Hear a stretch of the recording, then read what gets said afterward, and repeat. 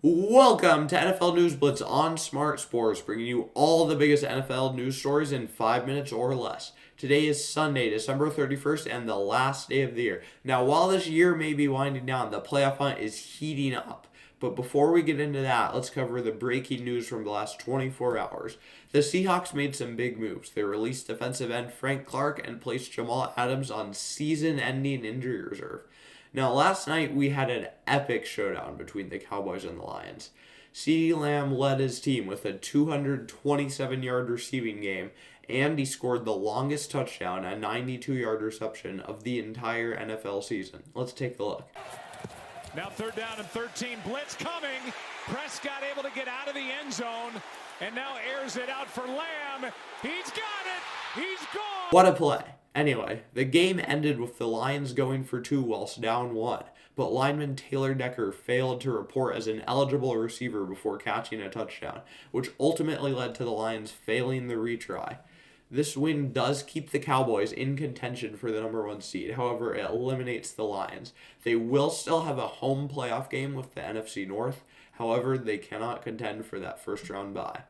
Anyway, let's take a look at one of the most important games this week for the playoff picture, which is the Ravens taking on the Dolphins at home. The Ravens will clinch a number 1 seed and a bye in the AFC with a win. This means they won't have to play wildcard weekend, a big prize if they win. Now, they play the Dolphins, who also have a lot to play for. They clinch the AFC East if they manage to beat the Ravens and can still compete for the number 1 seed. Now, they also clinch the AFC East if the Bills lose versus New England.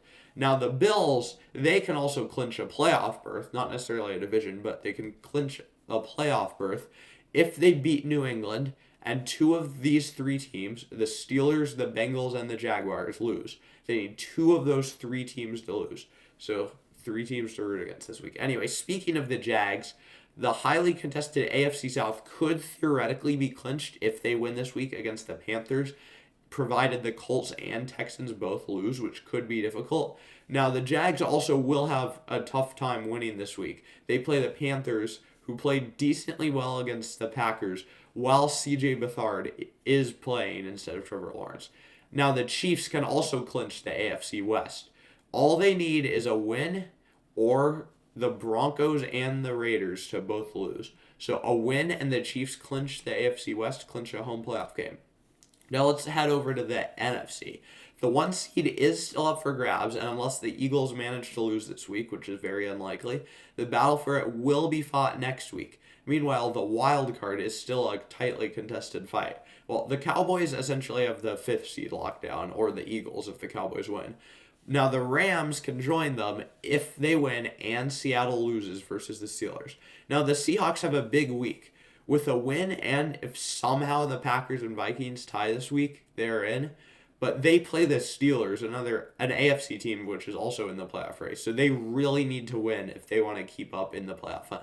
Now, the NFC South has a massive game this week. The Bucs will play the Saints. The Bucs would clinch the division if they win and the Falcons lose versus the Bears.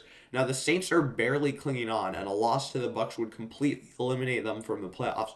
Now, the Falcons would still have a slim shot at the division if the Bucs win, but it's very unlikely. So, Falcons fans, you're Saints fans next week. Now, prime time tomorrow should be a very good game with the 7-8 Vikings and the 7-8 Packers fighting for their playoff lives here in Viking Stadium. So let's look at NFL coverage. You can see up here the coverage maps. Now, early game, most people will get Ravens-Dolphins. Should be a great game. Some of you may get regional games. Now, Fox, you could get kind of any game for the early game. There's a lot of games in the early window. It's just based on where you live. Check the map right here, of course. Now, in the late window, most of you guys will get Bengals-Chiefs. A couple will get Chargers-Broncos, but most Bengals-Chiefs. And then either Steelers-Seahawks or Texans-Titans, which both should be good games. Now, prime time this week will be Vikings-Packers. It should be a pretty good game, pretty close. Love to see it. Anyway, another thing is the draft. If the Panthers lose this week, they will officially receive the 1st overall pick, which of course means the Bears would have the 1st overall pick. So this is a big thing to watch. Anyway, that's all for today's news. It's the last day of 2023, so make it count. If you made it all the way to the end, please consider subscribing and have a wonderful day.